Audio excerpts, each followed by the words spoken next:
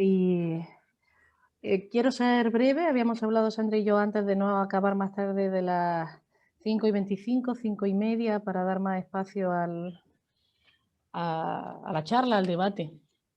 Entonces me ha servido en bandeja, Sandra, la introducción, porque si yo tengo algo que decir del sistema de lectura fácil, no es bueno. La novela se titula Lectura fácil, haciendo un juego. En primer lugar, nombra ese sistema de adaptación o de producción de textos que acaba de nombrar Sandra, pero también quiero hacer referencia a eso que en la lengua coloquial, cuando hablamos de un libro que gusta, que se lee rápidamente, que es accesible, hablando de la accesibilidad, se le llama una lectura fácil, y se dice también en las propias editoriales, ¿no? O sea, esta lectura es fácil, como algo bueno, ¿no?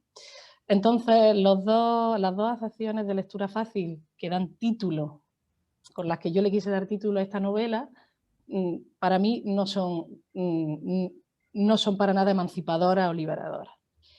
Conociendo bien el movimiento de vida independiente por amigas con las que comparto la vida, en Barcelona sobre todo, diría que para nada es algo así. No se inscribe en el movimiento de vida independiente, al menos tal cual yo lo conozco, lo vivo, me han enseñado quienes así lo protagonizan, sino que el método de la lectura fácil nace en los años 70, 60, 70. En los países nórdicos, de la mano de unas cuantas bibliotecas. No sé exactamente qué países, sé que está en Suecia, sé que está Finlandia, y viene promovido por una serie de profesionales del sector, no de los usuarios. Esto es muy importante. O sea, es una creación vertical. Se procede de unos servicios públicos pensando en los usuarios. O sea, esto como con Carlos III. Todo para el pueblo, pero sin el pueblo. Y este sistema de adaptación de textos y de creación de textos nuevos, originariamente está pensado, como bien ha dicho Sandra, para eso que la cultura occidental reciente ha dado en llamar la discapacidad, pero también para las personas migrantes, por ejemplo, ¿no? Aquellas que no conocen la lengua del país de destino. Últimamente también se ha expandido, y esto es particularmente perverso y revelador de la naturaleza del método de la lectura fácil, para población reclusa. Hace poco, bueno, como la lectura fácil, el método de la lectura fácil es cada vez más popular, y ahora ya sí que se emiten sentencias en lectura fácil que no tienen valor de sentencia. O sea, la versión en lectura fácil no tiene valor judicial. Del mismo modo que las leyes adaptadas a lectura fácil no tienen valor legal. Aunque estén destinadas a toda la población para su mayor comprensión, no se queda sino en un gesto, porque la versión en lectura fácil no se publica en el BOE, por tanto no tiene poder vinculante, no es vinculante. La Constitución escrita en lectura fácil es un fanzín, como el fanzín del Centro de Lectura Fácil. Lo de la población reclusa me gustaría ejemplificarlo porque es muy llamativo. En esta ola de adaptar todos los textos legislativos a lectura fácil, no sé en qué prisión fue, era en España, se cogió y se adaptó a lectura fácil el reglamento de la prisión, ciertas normas de la prisión. Los reglamentos de la prisión son un corpus jurídico muy grande, que no pasa por una única ley, no es un corpus jurídico muy grande, pero algunas que involucraban directamente a los presos en su relación cotidiana con el espacio, con la cárcel y con los funcionarios, se adaptaron a lectura fácil. Porque se daban cuenta, efectivamente, los funcionarios y los responsables políticos, que no se entendían las normas, que la población reclusa no entendía las normas. Así que las adaptaron a lectura fácil y las colgaron en una pared con una letra muy grande, que es otra de las normas de la lectura fácil. es hacer la letra más grande, más fácil de leer. Y con una tipografía determinada. Por ejemplo, el Times New Roman no sería fácil de leer, pedagógicamente hablando. Total, que ponen en un cartel gigantesco esas normas determinadas y a eso se agarró el funcionariado de la prisión para decir que ya nadie tenía excusa para incumplir las normas, porque ya se habían pasado a un lenguaje accesible y asequible. Entonces, esto revela dos cosas. La primera es que cuando se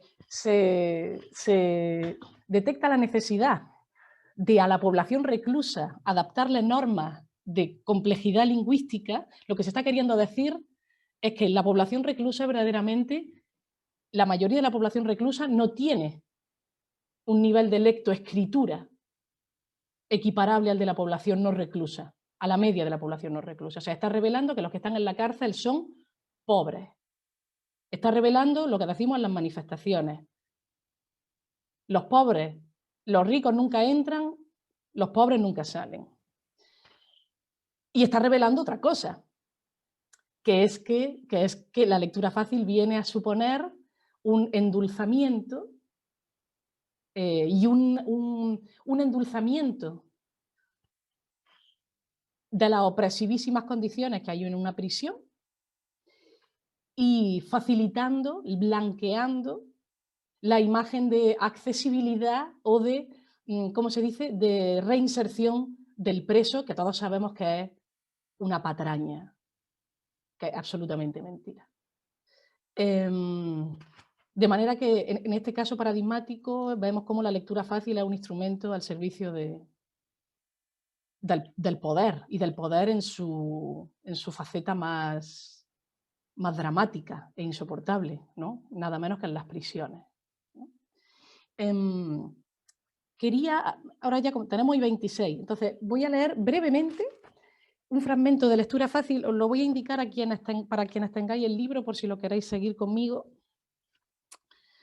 En la página 186 y 187.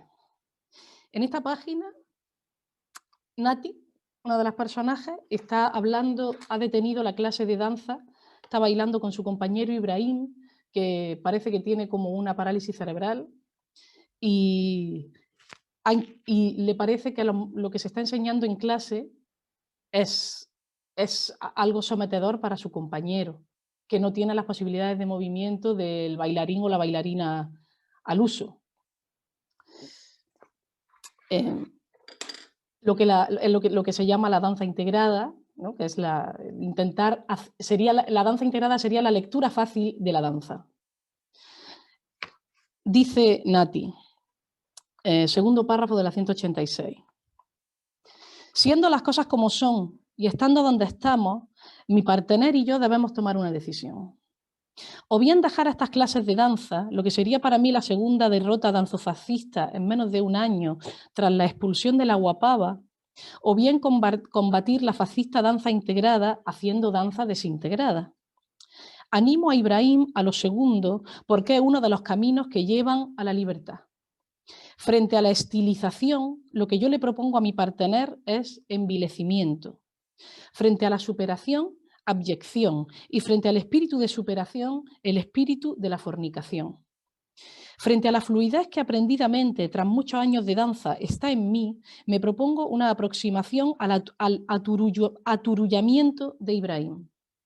Frente a la seguridad que yo puedo proporcionarme a mí misma y a Ibrahim gracias a mi complexión física y a mí misma, y a Ibrahim, perdón, me he aturullado en la propia palabra aturullamiento. Me propongo una aproximación al aturullamiento de Ibrahim. Frente a la seguridad que yo puedo proporcionarme a mí misma y a Ibrahim gracias a mi complexión física y a mi conciencia corporal, me propongo asumir el riesgo de caída y lesiones que supone moverse con la atonía muscular y el desconocimiento anatómico de Ibrahim. Frente a la belleza, la cual yo puedo alcanzar con determinados movimientos y hasta estándome quieta en determinada postura y con determinada ropa o hasta desnuda, quiero que se me caiga la baba como a Ibrahim, quiero mearme encima como Ibrahim y oler a meado como Ibrahim, tener la boca torcida torcidas, las piernas combas, las muñecas y los dedos en tensión. Quiero repeler a los normalizados demócratas fascistas que me rodean como Ibrahim los repele. Pido a Ibrahim que me enseñe y propongo a Ibrahim que ahonde en esa repelencia que siempre ha sembrado a su alrededor y que siempre le ha hecho sufrir. Ante los envites del poder no hay que doblegarse ni deprimirse, hay que radicalizarse. Debemos conseguir repelerlo hasta el punto de que ni se planteen encomendarnos al espíritu de la superación, hasta el punto de que esa repelencia que despertamos en los normalizados deje de ser condescendencia y empiece a ser miedo, a ser asco y a ser insalvable. Estamos súper a tiempo, son las 5:30. Genial, lo hemos hecho súper bien, Sandra.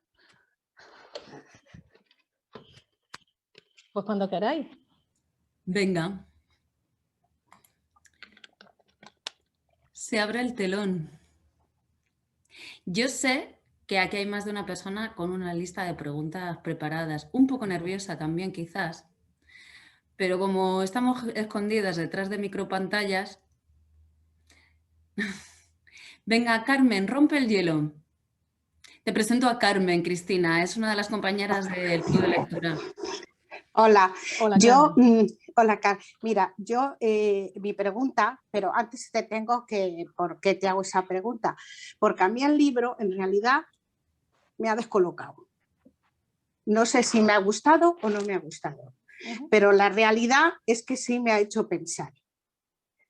Y entonces mi pregunta es si lo has escrito con ese fin, con el fin de que la gente cuando lo leamos, porque no está estructurado una novela normal ni es un ensayo normal, lo has hecho con ese fin para que la gente cuando lo leamos, aunque a veces a mí me ha resultado a veces como muy reiterativo, pero sí que nos pensáramos, no solamente en las personas con discapacidad, porque discapacidad quizá tengamos todos, unas de una manera y otras de otra, pero en otras muchas cosas, porque en el libro he visto cantidad de detalles que me han hecho pensar. ¿Lo has escrito con ese fin? Para nada lo he escrito con ese fin. De hecho, sería para mí dificilísimo decir con qué fin escribo, Carmen. O sea, estoy muy contenta de lo que me dices, de que no sabes si te gusta o no te gusta, porque lo de gustar yo no tengo muy claro lo que es. A veces hay cosas que te gustan, pero no te gustan precisamente por el bien que te hacen, o hay cosas que te disgustan y sin embargo te atraen, a pesar de que te disgustan. Entonces, felicísima de que ni te haya gustado ni te haya disgustado, sino todo lo contrario. Pero debo decir que eso es un efecto que yo no preví cuando escribía. Yo cuando escribo tengo metas muy prosaicas, muy de andar por casa, que pueden ser desde entregar el texto a tiempo, porque es un encargo, imagínate, bueno, este en su momento fue un encargo, que me hizo Saiz Barral, una editorial en la que no se llegó a publicar, y yo tenía que ir entregando poco a poco, entonces mi meta era escribir de una manera, escribir aquello con lo que yo me sintiera satisfecha a tiempo, sin liarme mucho, porque tenía que entregarlo a tiempo, pero es que y eso va de la mano de, si una admite encargo es porque necesita el dinero. O sea, que yo podría decir, si no de todos, de casi todos mis libros, que el objetivo por el que han sido escritos ha sido para ganar dinero, porque era una herramienta para sobrevivir. Gracias. Gracias a ti, Pues, Carmen.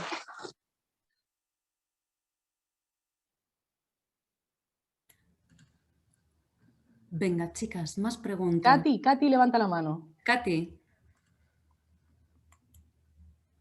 Luego Noemí, te tengo... El micrófono, quitarse. Es que Katy tiene el micrófono puesto. ¿Ya? ¿Yo os oigo? ¿Me oís? Vale. Bueno, Cristina, a mí sí que me ha gustado el libro, sobre todo porque me resulta como muy difícil que sobre 4 personas con discapacidad intelectual, partiendo de un pueblo, cómo vas desarrollando, a mí realmente sí que me ha gustado.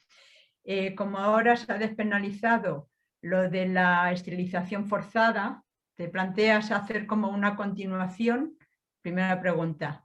Y segunda pregunta, ¿qué herramientas? Porque claro, tú vas, o yo por lo menos he captado, vas exponiendo muchos problemas para acá, para allá, todo, expones muchísimas situaciones. ¿Qué herramientas darías a los familiares y a estas mujeres para aprender a nivel una educación afectivo-sexual? Porque estamos todas perdidas, todos necesitamos esa educación sexual, pero en estos colectivos yo lo veo como más difícil. ¿Planteas a lo mejor alguna disyuntiva? Ya está. Gracias, Katy. Pues sobre hacerle una coda a lectura fácil, ni loca, vamos, ni jarta de vino, o sea, es que ni se me pasa por la cabeza. Sí, efectivamente que ya se ha penalizado la esterilización forzosa de incapaces. Efectivamente, es una norma súper, súper, súper reciente, ¿no? Pero valga decir que siendo esta penalización, o sea, que se ha prohibido la esterilización forzosa hace 2 días, pero es que hace 3 días todavía siguen estando esos libros en circulación y en las facultades de Derecho sigue habiendo discursos a favor de la penalización forzosa. Y esos discursos están, o sea, si la penalización, la reforma de la ley es del año 2020, en el año 2019 las federaciones más importantes cuidados es una palabra demasiado refinada. Las federaciones más importantes de tutela, vamos a decir, de las personas llamadas con discapacidad, aparecían en entrevistas diciendo que esa ley tenía todo el sentido del mundo. Y negándose a que, por ejemplo, y con esto enlazo en tu pregunta, negándose a que documentales como la segunda pregunta que me ha hecho, como los Yes We Fuck, que hablan de la sexualidad de las personas con diversidad física, con diversidad intelectual, que se proyectara un documental como ese en estos centros de tutela. O sea, que yo no celebraría por todo lo alto el cambio legislativo, porque el cambio social de quienes tienen todavía en su poder decidir sobre los cuerpos de estas personas, en ellas no se ha producido este cambio. Y siendo sin duda un paso, desde luego no es determinante para tantísimas y tantísimas personas. Y yo personalmente, Katy, no podría dar ninguna...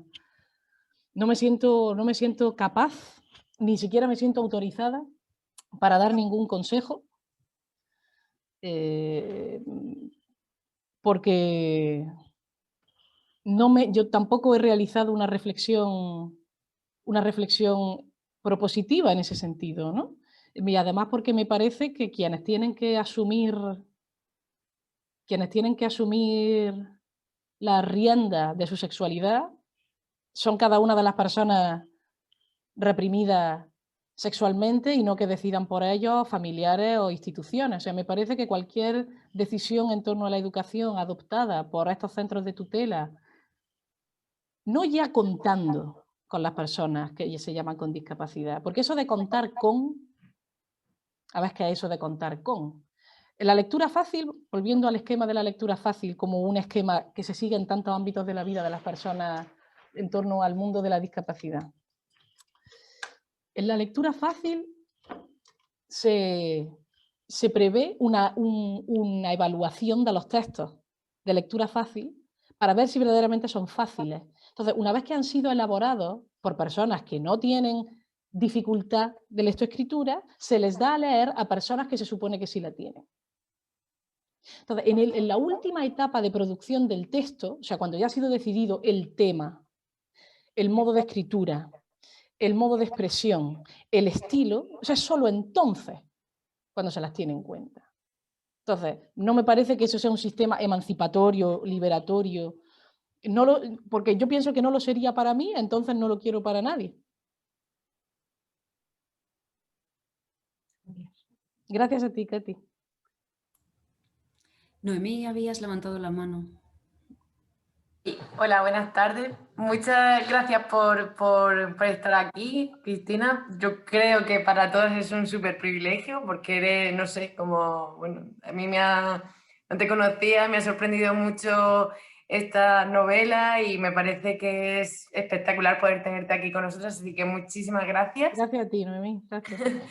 Nada, a mí me está pareciendo, porque aún no lo he terminado, no he terminado la novela, siempre voy con retraso, pero bueno, súper original. No vamos a hacer spoiler, que ya me ha dicho Vale. Sandra que hay gente que no la ha terminado, así que vamos a ser muy cuidadosas con el spoiler. Pero da igual, yo cuando vengo así sin leer el libro, soy consciente de que me merezco... No, pues esta vez no vamos a hacer spoiler. No. Bueno, pues en cualquier caso eso me está pareciendo súper original, súper inteligente, muy reveladora, en fin, muchas cosas. Mis preguntas son como muy sencillas, son más bien de cómo te sientes tú y entonces hay tres.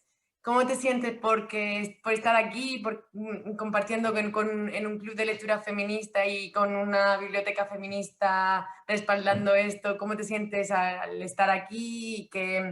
No sé, ¿qué reflexiones el que hayamos elegido ese libro? Y luego también, no sé, ¿qué es lo que más te ha gustado sobre lo que han dicho de tu novela y sobre los efectos que haya podido tener? No sé, como esa parte, y qué es lo que menos te ha gustado de lo que te han dicho, de sus efectos y eso. Esas son mis tres preguntas. Vale. A ver, la primera es que para mí esto es parte, o sea, estar en un club de lectura es parte de mi trabajo. Un momento, me estoy deslumbrando con... Listo. Es parte de mi trabajo, entonces, como parte del trabajo, a veces el trabajo es más satisfactorio, a veces menos. Eso lo vamos a ir viendo, llevamos 41 minutos de charla, así que de momento bien, ¿no? Entonces, pero me gusta siempre dejar claro que esto es parte del trabajo del escritor, porque es parte del trabajo de la escritora, el compartir su obra. Y cuando una dice trabajo, está diciendo todo lo que trabajo implica, ¿no? O sea que implica responsabilidad por mi parte, implica una preparación, en fin, una escucha, esperando escucha por parte de los otros, esperando respeto, porque una está trabajando, ¿no? Esto que parece como un de perogrullo, pero es que a veces yo he tenido que salir corriendo de reuniones con lectoras y con lectores, donde se me ha faltado el respeto, se me ha objetualizado o no se me ha tratado como un ser humano que está trabajando, ¿no? Así que de momento estoy muy contenta de estar aquí. Creo que esta sesión de trabajo está siendo diáfana, limpia, respetuosa, satisfactoria. Gracias. En segundo lugar, me has preguntado por la crítica, lo que más y lo que menos. A ver, ¿qué es lo que a ver, al final tú has lanzado, bueno, y ya has dejado claro desde el principio que era como por tener dinero, pero bueno, al final lanzas una criaturilla que es tu libro al mundo y habrá cosas que te hayan dicho o que hayas visto tú, efectos de tu novela que te hayan gustado, cosas que te han gustado y cosas que no. Entonces, pues te pregunto un poco de esa creación, lo que ha supuesto, qué es lo que más te ha gustado y qué es lo que... Pues mira, algo que me impactó mucho y me conmovió, pero igual voy a hacer como le decía antes a Carmen, no tanto como gustar, porque no sé si me gustó o me disgustó, pero me impactó, y para bien. Cuando yo recién salido el libro, yo estaba en las giras de presentaciones en Santander, recuerdo, estaba presentando el libro en la Feria del Libro de Santander, y se me acercaron varias madres con su hijo. Muchos de esos niños habían sido catalogados como personas con discapacidad. Y vinieron unas cuantas con su hijo, y sus hijos muchas veces no podían expresarse de una manera fluida verbalmente. Y una de ellas me dijo que se había sentido acompañada por el libro, como que se había sentido en un momento que para ella todo en la vida eran obstáculos, por sacar a su hijo adelante, por ser respetada ella y ser respetado él, que había sentido un amparo en el texto, que había como que si yo le hubiera puesto palabras a inquietudes que ella sentía y dolores que ella sentía y satisfacciones que ella sentía. Y que le estaba leyendo a su hijo, a su hijo le estaba leyendo el libro en voz alta, que su hijo no podía leer, y que su hijo expresaba su gusto, expresaba cuando algo le gustaba mucho, lo expresaba pues con su manera particular de expresarse, ¿no? Particular o no tan particular, pero lo expresaba. Y efectivamente, yo sin conocer bien a su hijo, ni sus maneras particulares, sus maneras no normalizadas de expresarse, él me expresó lo que yo entendí que era su gusto por conocerme, indicándome una página del libro, además, que le había gustado particularmente. Entonces recuerdo eso como, para mí, muy conmovedor. Como muy conmovedor. O sea, de hecho me pareció que yo no era la... que esa lectora, esos dos lectores se habían equivocado al dirigirse a mí y al darme a mí las gracias, porque yo no había sido la responsable del efecto de la lectura. Los responsables de que la lectura les afecte así y suponga una lectura emancipatoria, liberadora, consoladora. Es cosa del lector, no del autor. O sea, me parece que ese germen de libertad estaba en ellos cuando leían, no estaba en mí. Sin embargo, a ellos me hicieron partícipes de eso y yo no me creía depositaria de ese agradecimiento, así que yo me sentí honradísima. Y cosas feas, bueno, pues cosas feas sobre el libro que se hayan dicho, pues mira, hay una que alguna vez se dice que se hace desde un lugar como muy institucional, como muy institucional, ¿cómo decirlo? Como muy aséptico, que se dice, y es algo que se dice mucho en literatura, que la autora da voz a, ¿no? La autora da voz a 4 personajes con discapacidad.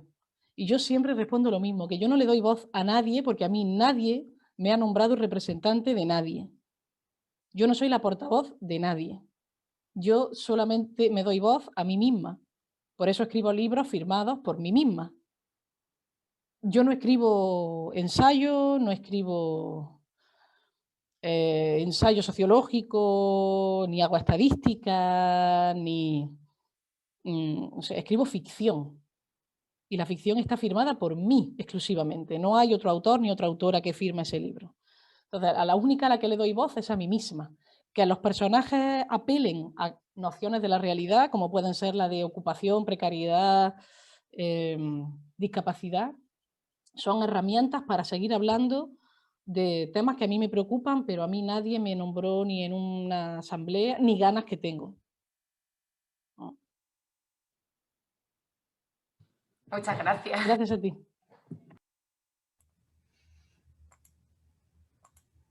Más preguntas. Alejandra levantó la mano, ¿puede ser? ¿Puede ser? Sí. Ale, perdona, que no te había visto. Hola, ¿qué tal? Hola. Bueno, mi pregunta también tiene bastante que ver con el proceso creativo que hemos estado hablando también de lectura fácil, pero bueno, leyendo como bastantes críticas, opiniones, uno de los adjetivos más utilizados es que es un libro arriesgado, que no voy a entrar tampoco en el debate del por qué se le puede nombrar así, pero más llevado a tu punto, bueno, a ser tú la escritora y siendo lectora, quería saber si esto para ti es un objetivo buscado o simplemente ha sido un resultado un poco imprevisto, ¿no? O sea, este adjetivo que se emplea para hablar de lectura fácil. Como arriesgado. Uh-huh. Vale, pues un poco, mira, la pregunta de Carmen me sirve un poco, fíjate, hizo Carmen la pregunta primera y nos va a servir para muchas otras. Ella no hablaba de arriesgado, pero hablaba de ¿cómo decía Carmen? De provocar, de descolocar. Entonces, mi objetivo último no es epatar como decía, ¿no? O sea, que hay otras cosas entre medias, mucho más importantes y perentorias, como es entregar a tiempo, que te guste lo que haces, ¿no? O sea, que puede que no le guste a nadie y que no vaya a impactar a nadie, pero que te guste a ti como autora lo que haces. Pero creo que con riesgo, igual el riesgo que yo asumí escribiendo lectura fácil es que no sabría tanto como, no sería tanto, bueno, sí sería el riesgo de hacer un tipo de novela que no había hecho hasta el momento. O sea, pero no lo llamaría tanto riesgo porque yo no tenía una sensación de peligro, de la estoy cagando, de cuidado que si sigo por ahí esto es peligroso y puedo echar por tierra el trabajo de muchos meses y ya años de reflexión, escritura, ¿no? O puedo echar por tierra mi contrato editorial si escribo una mierda de libro que nadie entiende.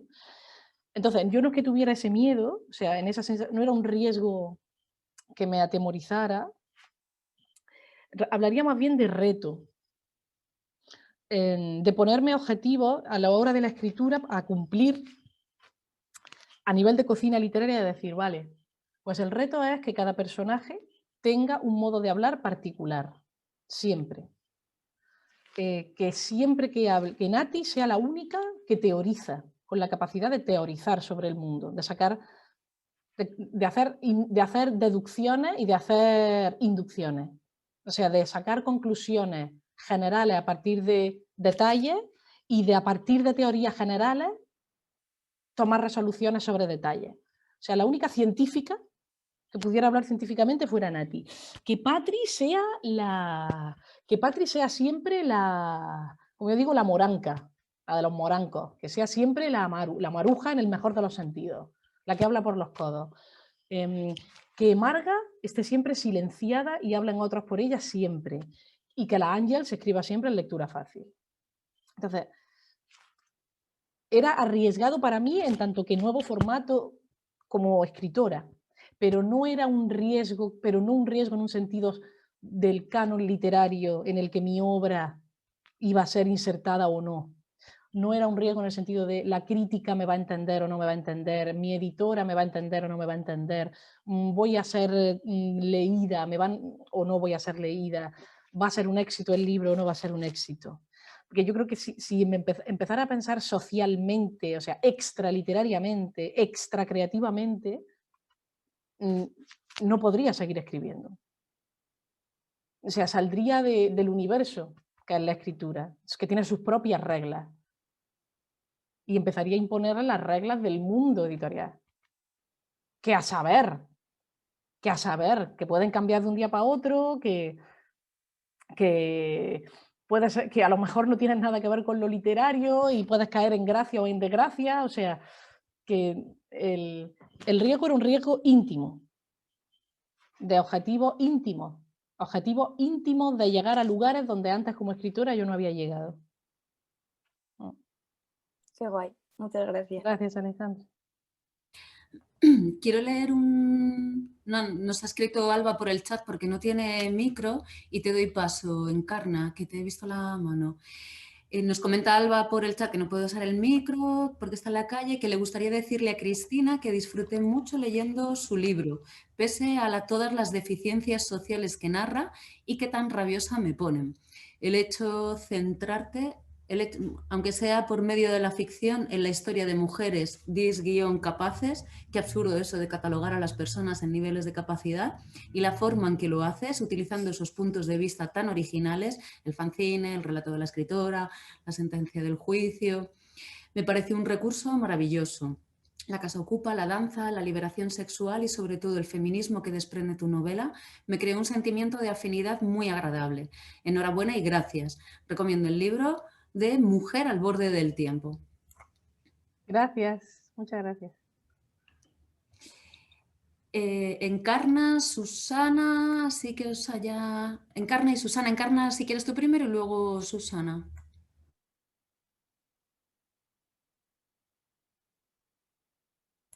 Lo tienes apagado el micro. Espera.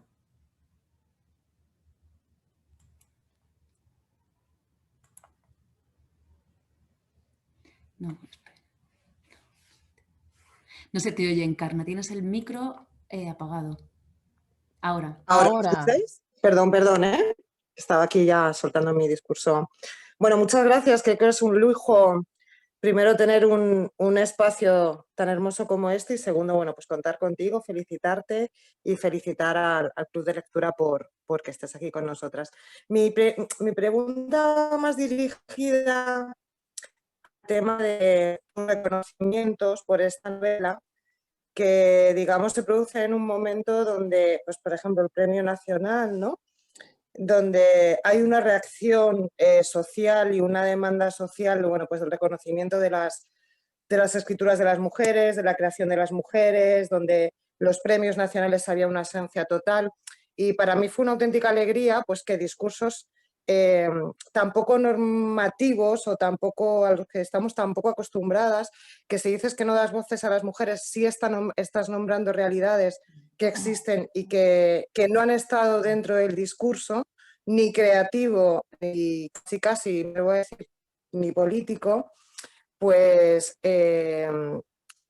se ha reconocido con un premio nacional, ¿no? Entonces, ver un poco, primero, ese cambio que se está produciendo, el reconocimiento del trabajo creativo de las mujeres, si lo ves más como moda o como algo transitorio o como algo que ha venido para quedarse, y sobre todo, pues cómo lo vives tú, cómo lo sientes tú, porque al final, en el momento que estás formando parte de ese sistema, se está como institucionalizando, digamos, el discurso, ¿no? Entonces, dentro de ese carácter reactivo que también tienes tú y reivindicativo, ¿cómo lo encuadras y cómo lo estás viviendo, ¿no?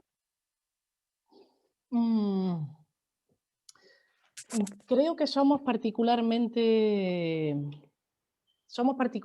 duras con nosotras mismas, las mujeres, a la hora de recibir reconocimiento. ¿Qué quiero con esto decir? Que el hecho de que nos planteemos cómo es posible que yo, siendo una escritora mujer, haya recibido el Premio Nacional de Literatura, que es un galardón que se ha dado históricamente, no sé si han sido, yo no sé si fui las... No sé, no recuerdo bien, pero no han sido ni 10 escritoras. En no sé muy poquito. Pero no lo estoy cuestionando, lo estoy celebrando. Sí, no he terminado. El hecho de que nos planteemos nos planteemos qué puede haber detrás del hecho de un reconocimiento a una mujer en premios o en sistemas que están definitivamente, o sea, sin ningún lugar a duda, masculinizados,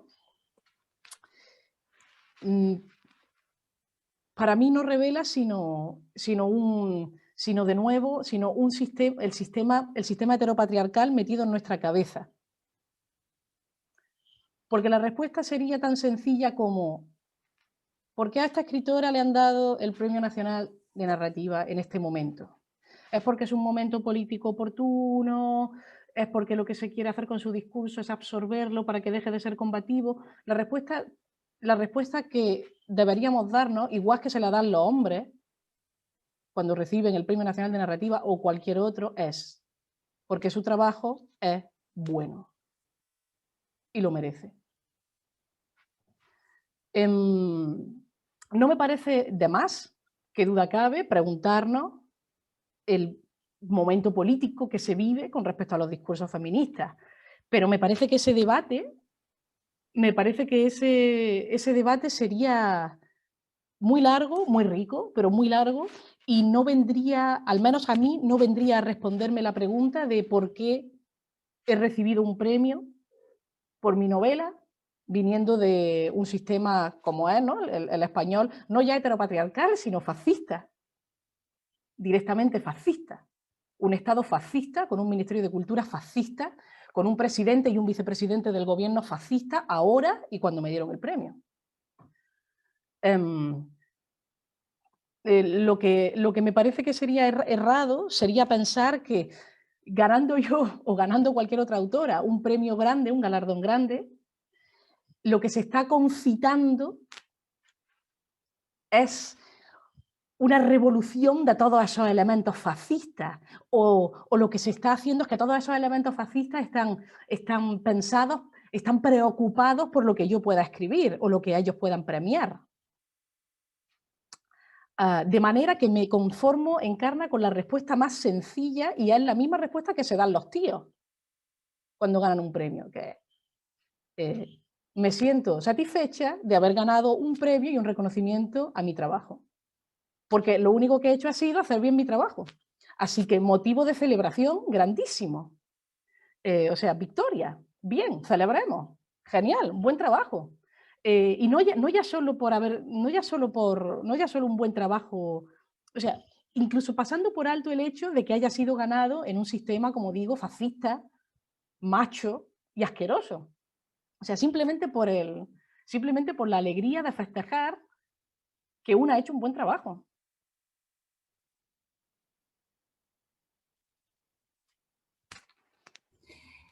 Gracias, Cristina. Susana, recomponte, que te toca preguntar. ¡Ay, qué nervios!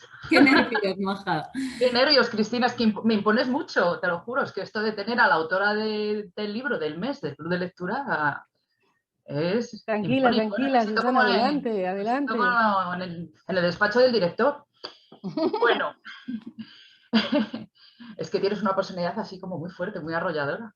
Y bueno, a mí me pasa como con Carmen, estoy un poco en shock con el libro, porque claro, no deja indiferente, ¿no? Y toca temas muy incómodos, ¿no? Que pueden incomodar mucho desde ya de cómo es la estructura, pero bueno, yo si lo tendría que resumir, yo a mí misma, yo me reía mucho con tu libro porque me parecía un oxímoron total, porque yo me he sentido muy Ángel, o sea, yo necesitaba lectura fácil para tu libro.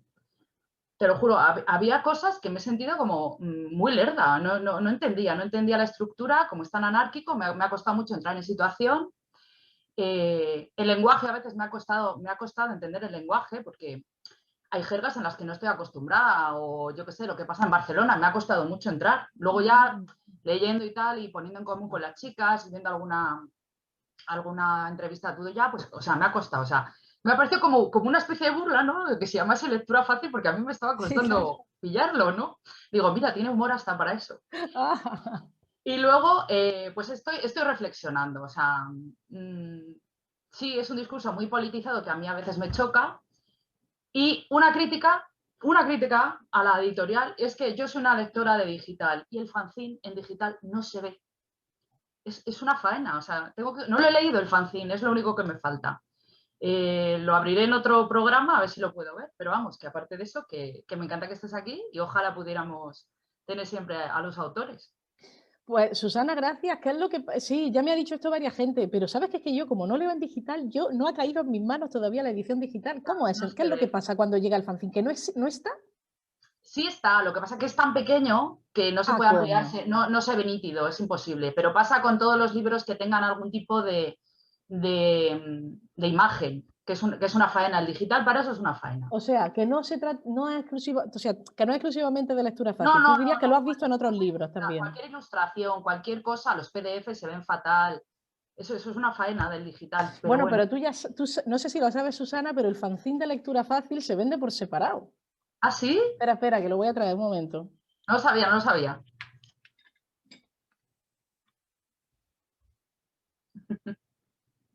¿Nadie más lee en digital? ¿Soy la única? No, algunas sí, ¿no? Yo solo leo en digital. O sea, bueno, solo cuando hay opción, si no, pues en papel, pero yo soy lectora digital. Yo también. A ver, este es el fanzine extendido, porque la novela tiene como 30 páginas y aquí tiene 100. O sea, yo para la novela lo recorté. Ah, vale, o sea que lo podemos leer aparte. Pues entonces, como un fanzine no se vende en las librerías. El fanzine bueno, sí, alguna librería en la que yo he presentado me han comprado fanzines y se han quedado con fanzines para venderlos a ellos. Creo que, o sea, debe estar a partir de 5 euros, o sea, entre 5, 6, 7, no pagáis más por él. Y yo en Madrid, cuando voy y hago presentaciones, cuando se hacían físicamente, siempre que iba a Madrid, a cualquier lado, dejaba, los vendía yo misma, porque la pasta que sacábamos era para alguna hucha antirrepresiva, para compañeros que estaban encausados por alguna manifestación o 1000 cosas, ¿no? Entonces, a ver si yo me acuerdo en qué librería pueden tenerlo en Madrid. Yo creo que lo pueden tener... Pero se puede pedir a Barcelona, si no. Ah, por supuesto. Pedir, luego hablamos y Sí. O sea, nosotros, el colectivo nuestro, o sea, el colectivo nuestro que se llama Bacchini Bacchini, luego se lo paso a Sandra y ella os lo pasa el contacto. Nosotros lo vendemos desde Barcelona, lo mandamos con un ingreso a una cuenta de nosotros lo vendemos a 4 euros. 4 euros y lo que cuesta el sobre y el sello, que creo que es 1,5 € más o algo así. Eso sí lo hacemos, por si tuviera alguien interés. Y se lo queda físicamente tan bonito y ampliado. Guay, pues gracias. Pues lo que te quería decir Susana. era eso, que si eras consciente de que a lo mejor a todo el mundo el lenguaje no le resulta, o a determinados términos que sí, que no son accesibles para todo el mundo. O sea, que a mí me ha resultado complejo. Sí, porque claro, no estoy en determinados sí. mundos. Naturalmente que tengo presente que no todo el mundo entiende todas las cosas. Y que a mí me pasa como lectora, de otras obras, de otros La también. pela, dice. Por supuesto, o sea... Sé que no lo entiende y da igual. Porque claro, yo no estoy en la cabeza del lector, ni en su background, ni en... Claro, es complicado. Por eso era como, me hacía mucha gracia lo del título. Bueno, sí, es una coña, obviamente, el título, claro. Sí. Muchas gracias.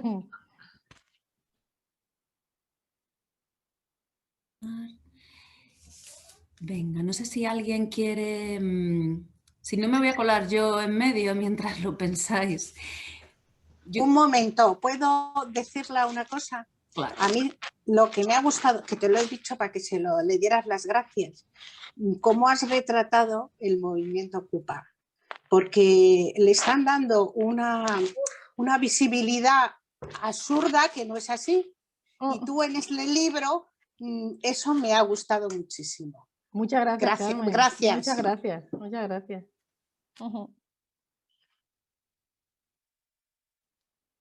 Que me voy a colar, chicas. Voy a traer uno de los, así doy tiempo a que penséis en más preguntas. Yo quería traer un debate que tuvimos en la primera sesión del Club de tu Libro, pero que es bastante recurrente dentro del Club de Lectura. Y que es el papel que juegan las autoras, la legitimidad que le damos a las autoras, ¿no?, cuando plantean determinadas realidades o ficciones, y si nos parece que por la posición que ocupan son merecedoras de hablar de esas realidades. Esto es un debate eterno que tenemos. El mes pasado leímos a... uy, que se me acaba de olvidar el nombre, chicas. A Emilia. Madre mía. Emilia Pardo Bazán. A Emilia Pardo Bazán, que este es el año. Leímos La Tribuna. No sé si has leído el libro, lo conocéis el resto. Bueno, la figura principal, sabemos que, bueno, la posición económica que jugaba Emilio Pardo Bazán, que la que permitía en aquel momento el poder tener acceso a la escritura y al lenguaje y por tanto a la publicación, con todas las dificultades que aún así, siendo ella de clase alta, eso le supuso, pues lo que retrata es el Madrid de las cigarreras, ¿no? Y el Madrid empobrecido, el Madrid de las clases sociales, ¿no? Y dentro de eso, pues también como que habla de la dificultad que tienen los personajes de salirse de su propio destino, ¿no? Como una especie de realismo. Bueno, yo quería como traer esto aquí, por lo que decías antes de yo no represento a nadie. Yo por mi trabajo estoy muy cerca del mundo también de la vida independiente, de la pobreza, la exclusión, bueno, estas cosas. Total, que una de las cosas que yo valoraba mucho de este libro es como el tomar contacto, bueno, algo que debatíamos también en el club, que es realmente una persona que es leída como discapacitada puede pensar así, ¿no? Estoy segura de que este no es el único momento en el que ha salido esta pregunta, porque pensar esto es lo normal o lo natural, es decir, dar por sentado que yo pueda hacer esta prosa y esta retórica, ¿no?, que tenga esta capacidad para la verborrea e incluso para hacer este metaanálisis o hacer una dura crítica a aquello que justo me sostiene, pues parece que no es propio de algunas personas. No es ni apropiado para unas, ni propio o normal. Y esto nos parece siempre como muy interesante, ¿no? Porque tiene que ver con la idea de legitimidad, ¿no? De quién está legitimado para hablar determinadas cosas, que esto daría también para otro gran debate, pero también con lo de dar voz, ¿no? Y ahí también un poco quería preguntarte por otras presentaciones que has podido tener. Estuvimos viendo una de las presentaciones en las que te preguntaba si habías hecho encuentros con gente con lectura de discapacidad, con alguna de sus, yo qué sé, plena inclusión te llama. Vente, ¿no? Y te preguntaban cuál es la reacción, ¿no? Yo no me interesa tanto esto, sino si la gente te pregunta esto. Es decir, si la gente te pregunta, que claro, es ficción, yo juego, o sea, comprendo eso perfectamente, pero a mí me sigue sorprendiendo el que pensemos que una persona, por el hecho de haberla metido dentro de un grupo social, ¿no? Por leerla como discapacitada, ya tiene un destino fatal que es no ser capaz de pensar eso. Y luego, pues sí, uno no es representativo de nada más que de su propia idea, pero se soportan esa idea porque quiere que sea también una representación de algo que no está siendo contado. Y ahí me parece muy valioso el papel que tenéis las autoras en el mundo del libro, igual que otras personas en otros lados, ¿no? Como para visibilizar otros referentes que en muchas ocasiones no llegan a un público general. Y yo sí creo que esta obra hace, o tu libro hace esto. Me da igual que sirviera para conseguir dinero, sirve también para otras cosas. Podrías haber escrito otra cosa que también sirviera para ganar dinero. O sea, no me parece relevante. Pero sí me parece relevante es que a veces resulta muy difícil salir de las fronteras o de los límites de tu grupo, sobre todo cuando estás fuera del mercado de lo productivo. Y de repente pues sirve para que otra gente se sienta reconocida, se sienta acompañada, para que nos reviente la cabeza, ¿no? Y pensemos que cómo realmente Ángel puede hablar así o la otra puede reflexionar así. Y esto también, y ya con esto lo metíamos dentro, otra de las cosas que salían es que esto tampoco normativo, que es una palabra que voy a dejar de utilizar, porque es normal también hablar así, porque resulta agresivo a veces, ¿no? Y esto yo lo he leído en algunas de las entrevistas que te han hecho, las referencias que hay tuyas, ¿no? Que tiene que ver con que pueda generar rechazo, porque pueda resultar agresivo, porque realmente no, pues como en el primer capítulo del baile, ¿no? Porque lo normal es acompañar una serie de normas que dejan fuera a la gente, ¿no? Y si esto resulta agresivo, pues a lo mejor habría que hacer un efecto espejo, ¿no? Para ver qué es realmente agresivo, porque en este libro se cuentan muchas cosas que son agresivas para muchas personas. Bueno, finísima la reflexión, Sandra, no sabría qué responder. Bueno, puedo continuar. Lo que nunca me habían dicho era esto que tú has dicho tan bien, o sea, es que nadie de ningún club de lectura, ni presentación, ni presentadora, ni presentador, ni entrevista había dado por hecho que cuando me preguntan, pero es que las personas con discapacidad no hablan así, ni piensan, ni tienen esa posibilidad de raciocinio, ni de... o sea, que tú pongas en cuestión eso es la primera vez que me pasa a mí en un club de lectura. O sea, yo tampoco me atrevo a decir qué piensa una persona cuya comunicación conmigo no pasa por el orden del logos y de lo racional. Pero podríamos darnos el beneficio de la duda, por favor, de que aunque no se exprese de una manera verbal clara, tiene una capacidad de crítica radicalísima. Entonces, feliz de escuchar eso, gracias, me lo apunto para la próxima, porque me doy cuenta de que ese tipo de reflexión es tomada como, se la toma como snob. El nivel de paternalización por parte de cuidadoras, cuidadores y trabajadores del sector asistencial es tal que, como tú bien acabas de decir, Sandra, es que ni se les pasa por la cabeza alumbrar el pensamiento de quizá esta persona a la que estoy tutorizando, acompañar y cuidar, como digo, son palabras demasiado suaves, tutelando, es crítica con lo que yo estoy haciendo. Y quizá yo no la dejo expresar esa crítica de ningún modo. ni me tomo la molestia ni el tiempo de intentar leer la crítica en su modo de expresión, sea este el que sea. O lo reprimo en cuanto lo veo, ¿no? Bueno, de esto, si tú has trabajado en el mundo corporativo lo que se llama la discapacidad, lo habrás visto más de una vez. A mí, alguna lectora en algún taller literario, madre de una hija autista, me decía que a su hija, creo que era además una clase de danza, le hacían, como a todas las niñas bailarinas, un moño. Le recogen el pelo, así se lo tensan, le recogen un moño. Y ella se tiraba del moño, quería arrancar el moño. Su modo de expresar el disgusto hacia el moño era tirarse del moño. Bueno, pues lo que hacían era volver a peinarle el moño.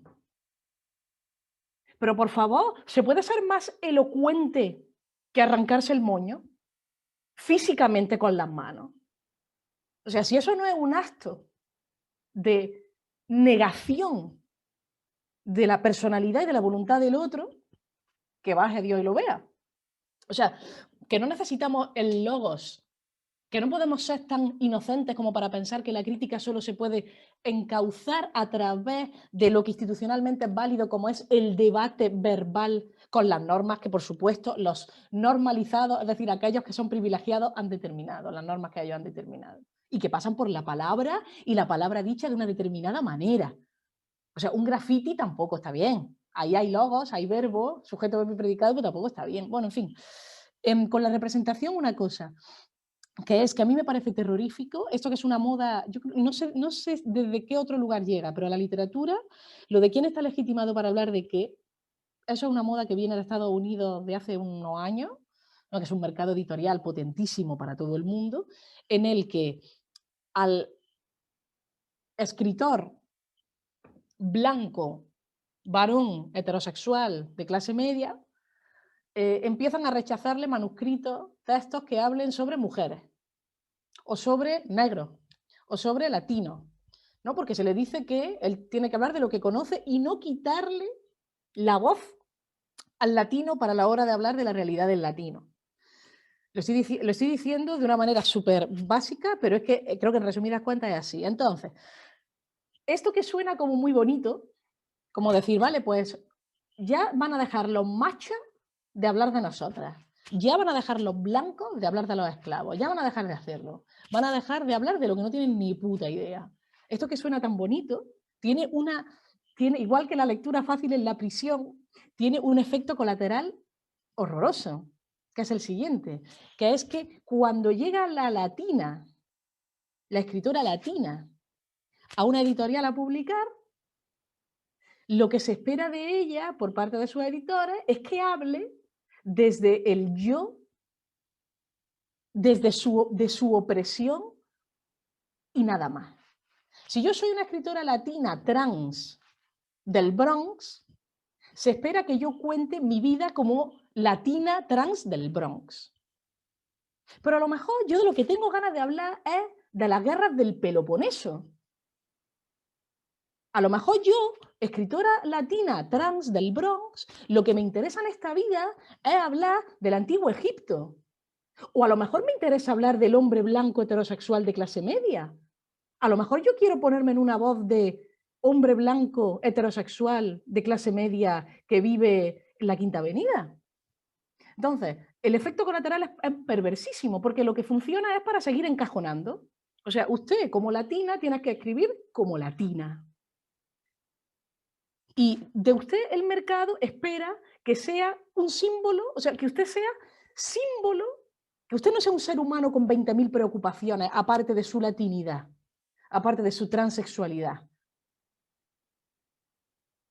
Porque yo como latina y transexual podría tener preocupaciones financieras, ¿no? Me parece. O podría tener preocupaciones aristotélicas, me parece. Entonces, ese tipo de política de legitimidad, de quién tiene derecho a hablar de qué, cuando viene, insisto, determinada, como es el caso, desde arriba, como con la lectura fácil, que vamos a decidir ahora qué es lo que necesitan las escritoras latinas trans del Bronx. Pues necesitan hablar desde el yo, ¿no? Necesitan hablar desde el yo, que se callen todos y que hablen ellas desde el yo. Porque yo me quiero salir de los límites del yo. El yo es una cárcel. Porque a lo mejor yo, para hablar del yo, necesito hablar de la guerra de Vietnam, yo qué sé, ¿no? O sea, se coartan las posibilidades de la imaginación creando guetos dentro de lo literario.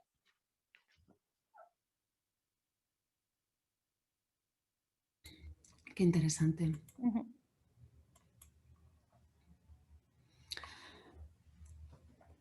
Me estoy callando, chicas, para dar la oportunidad de que otra hable. Estaba leyendo en el chat de Pepa Petit. Sí. ¿Lo lees tú, Su?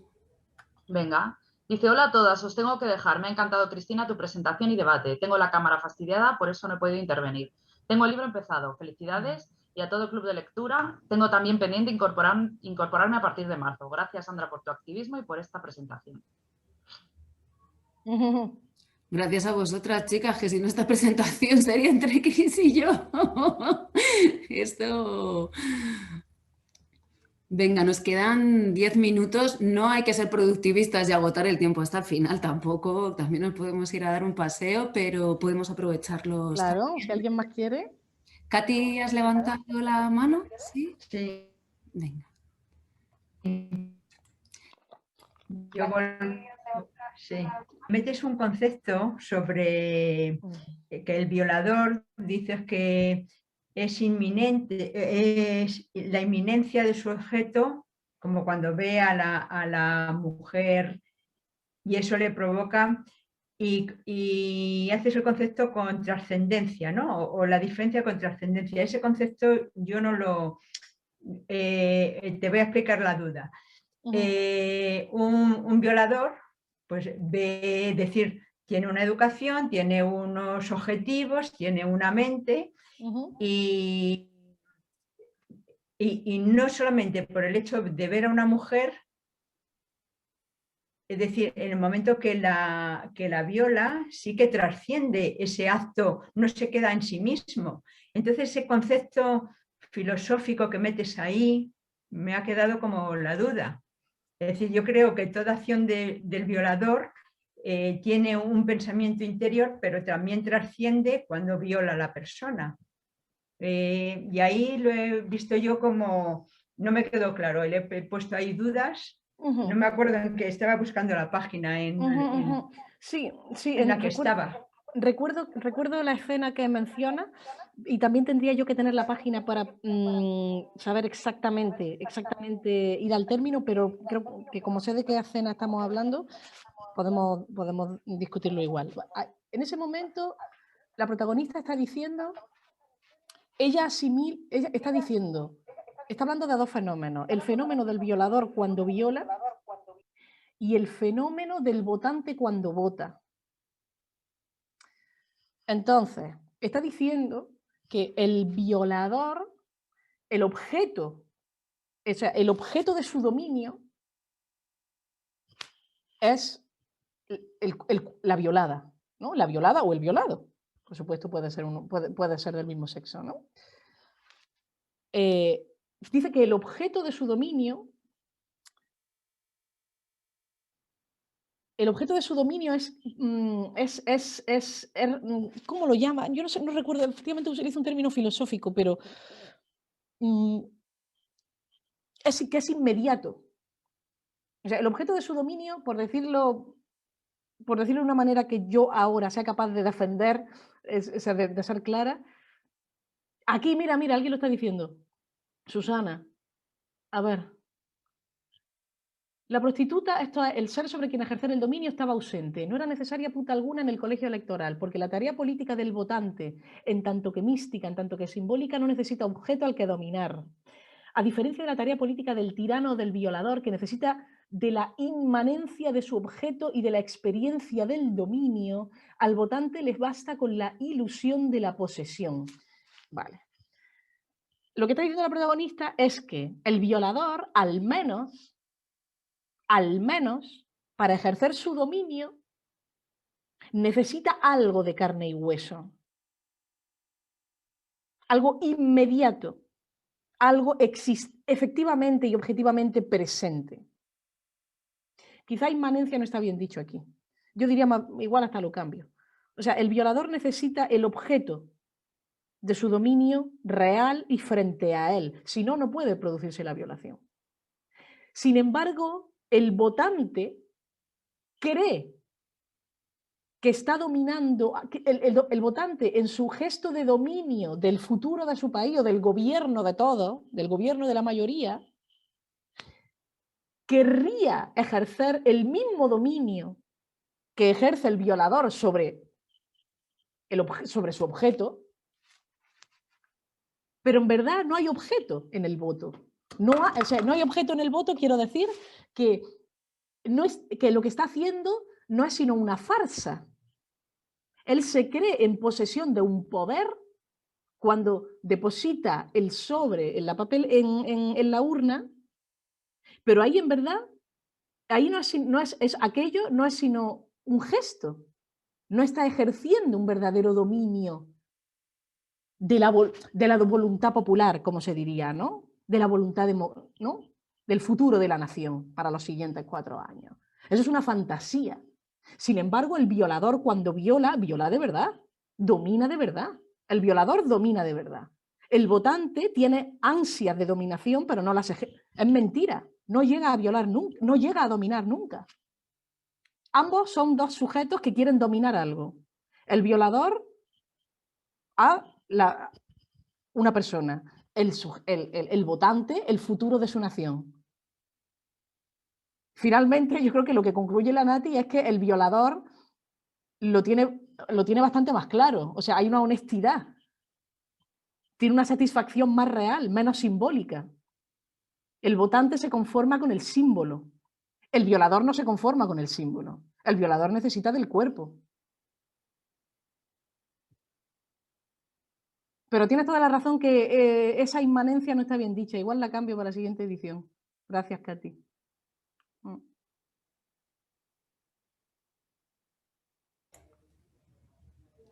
Chicas y chicos también, que hay 2 o 3 escondidos por ahí.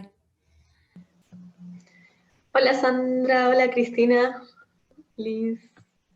Chao. Hola a todas y todos. Bueno, yo me siento bastante identificada, o sea, siento que hay muchas situaciones en las que me siento incluso como que son familiares.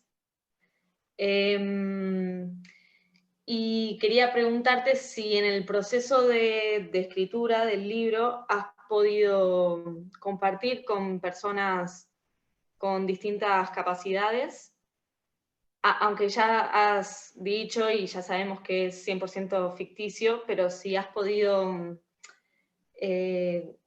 mimetizarte o compartir con personas que estén en situaciones que retrata el libro.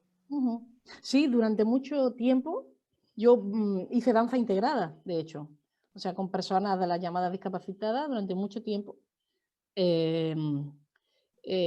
Lugar del que salí escaldada, o sea, lugar horrible, pero del que saqué buenas amistades y conocí a muchas bailarinas y bailarinas, intérpretes que ya se salían de ese sistema para crear por sí mismos sin la necesidad del sistema normativo que es la danza integrada, que finalmente es un sistema normativo y capacitista, sin duda capacitista. Y esa fue la inmersión más grande para mí con el mundo de la discapacidad a través de la danza. Y en otros momentos, en algunas situaciones familiares, pero desde luego de primera mano y con dolor, momentos de dolor, momentos de placer, fue durante muchos años bailando con personas llamadas diversas.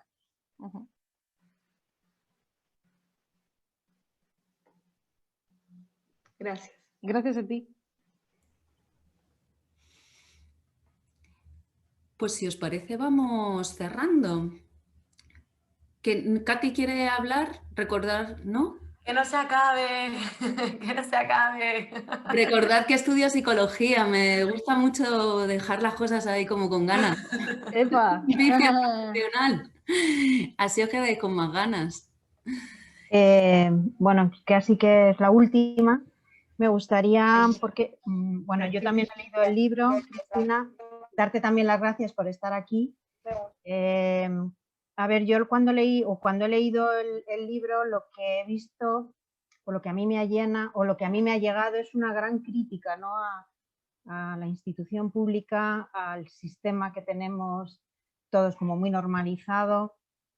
Utilizas el libro un poco como campo de batalla para el tema hablas de la ocupación, de la sexualidad, de un montón de cosas que, como al principio ha dicho Carmen, nos ha hecho pensar y reflexionar y darnos cuenta, ¿no? Y no sé si hay alguna, en estos momentos que también la sociedad está un poco crispada, ¿no? Y que vemos muchas cosas que no nos gusta, que quieren que veamos como normal, ¿no? Y tú eres muy crítica y yo creo que necesitamos también ver ver esas voces, ¿no? O esas reflexiones más críticas a esto que nos rodea, ¿no? No sé si, o qué te parece a ti, o no sé si hay alguna manera de cambiar, qué podríamos hacer, no qué podríamos, no sé si en algún momento vamos a llegar a tener una sociedad diferente, viendo la situación que estamos viviendo, ¿no? Que tenemos ahora mismo tan crispada, tan dividida, ¿no? Queremos las cosas de otra manera y yo te agradezco también ese punto ese punto tan crítico que nos hace pensar y revolucionarnos, o sea, y revolvernos un poco, ¿no? ante este sistema. Gracias, Nieves. A mí siempre que se me preguntan por consejos, yo siempre digo dos que son muy viejos. O sea, que son del siglo XIX. Son dos consejos anarquistas clásicos que se llaman autogestión y acción directa. Yeah. Que no aspiran a eso que la historiografía ha dado en llamar la revolución, que la historiografía tiene muy claro que las revoluciones ha habido dos en el mundo, o tres, ¿no? La americana, la francesa y la rusa, ¿no? O sea, y las colocan como mojones ahí en la historia y lo demás no cuenta. Desde luego la autogestión y la acción directa no van a hacer que ruede la cabeza del rey, pero creo que sin duda son herramientas que se han demostrado y se demuestran históricamente útiles. Pero siempre ponen palos a esas ruedas. Ah, hombre, por supuesto, a la mínima. No interesa, a la mínima. Hay que ser muy guerrillera y tener muy mala leche. Ya. Bueno, muchas gracias. Gracias a ti, Nieves. Qué bien, Nieves, que hayas podido incorporarte al final. No, me he incorporado desde las 5 de la tarde, pero venían en el coche que os he venido escuchando. Lo que pasa es que ya una vez que ya he venido a casa ya me he enchufado con el ordenador, pero os he estado escuchando desde el principio, ¿eh? Nieves colabora con la biblioteca, además. Chicas, yo sintiéndomelo mucho, me toca cerrar. Soy... Pues eso, la noticia desagradable, eso represento ahora. Quiero cerrar pues, con muchísimos agradecimientos, por supuesto a Cristina, como decía al principio, por haberse conectado desde Italia, para poder estar con nosotras esta hora y media y, bueno, compartir con nosotras lo que ha sido la lectura y lo que va a seguir siendo hasta que lleguemos al final, la lectura de Lectura Fácil. Y por supuesto también agradeceros a vosotras, las 31 personas que habéis ¡Guau, cuánta gente! ¡Wow! Aquí hoy generando eso, flexibilizando ese mundo, Nieves, ¿no? Sí. Ahí estamos, o sea, estamos trabajando en ello. Ya. Y el Ayuntamiento de Madrid, estamos trabajando en ello. Esto es una manera de no estar, ¿no? Como generar otros sistemas o sistemas que existen, visibilizarlos. Aquí es donde se produce esa acción. Y otra manera que quiero despedir o cerrar la primera sesión de hoy es compartiendo algunos libros de la biblioteca, ¿vale? Que, bueno, no he hecho una rápida selección, pero que me parecen relevantes dentro de algunos de los temas que hemos hablado hoy, que tiene que ver con aquello que es lo no normativo, ¿no? Es decir, cuando lo normal es la diversidad, lo no normativo, pues toca visibilizarlo. Textos escritos por las propias mujeres o por las propias personas consideradas desviadas, infravaloradas, las raritas, ¿no? Las desviadas, que desde el apoyo mutuo y la gestión se organizan para dar respuestas mucho más eficaces y adaptativas, ¿no? Por traerme del mundo de las ONGs estas dos palabras, a todas las barreras y violencias, o eso que se ha venido a llamar multidiscriminación. Y también quiero traer algunos textos que escriben colectivos que se organizan para dar esas respuestas, para contar estas cosas, ¿no? Que se quedan fuera. Uno de los más conocidos, ¿no? Que es todo el tema de la gordofobia, ¿no? Es qué pasa cuando los cuerpos no responden al canon heteronormativo blanco, ¿no? Al estándar Barbie que a todas nos viene a la cabeza cuando pensamos en la idea de mujer, siendo estas una de las diferentes maneras que tienen de expresarse los cuerpos, ¿no? Otra de esas maneras que tienen de expresarse los cuerpos es un libro que se llama Chonguitas, que habla de transexualidades masculinas. Y es un libro que no vais a encontrar en todas las librerías, sí que en la biblioteca, y que son testimonios de estas transexualidades, y que os recomiendo muchísimo su lectura. Dentro del mundo de la salud mental o de los diagnósticos, ya que hoy es un tema, ¿no? Es una de las cosas que Cristina plantea mucho en el libro, ¿no? La importancia del diagnóstico. La importancia y lo terrible, ¿no? del diagnóstico. Están los colectivos de salud mental que cada vez editan más cositas de autogestión de la propia salud mental. No hace falta ser diagnosticado para cuidarse. ¿Vale? Y aquí tenemos libros y también algunos fanzines para trabajar los autocuidados o los cuidados colectivos en salud. El libro de lectura fácil, por supuesto, que hemos comentado. Y luego algunos fanzines. Uno de los objetivos también es traernos fanzines aquí a la biblioteca. Hay, este librito, yo os lo recomiendo, habla de la estereotipación de la mujer, este fanzine, el de borrachas, no sé si lo conoces, Cristina. Sí, lo conozco, es súper gracioso. Sí. Es súper gracioso. Planteábamos en el club de lectura en la primera sesión, ¿no? Si el tema de la discapacidad asignada era una metáfora que al final representa que todo aquello que no suene a Barbie, ¿no? Al libro de ciencias naturales, se acaba discapacitando. Y en concreto para el caso de las mujeres, la asignación de una discapacidad pues ha sido un hecho tradicional, ¿no? Ha formado parte del conjunto de violencias. Aquella mujer que se salía del ámbito de lo esperado, pues era considerada una borracha y no solo una bruja, una loca. Y este otro fanzine que se llama En defensa de la anormalidad, ¿no?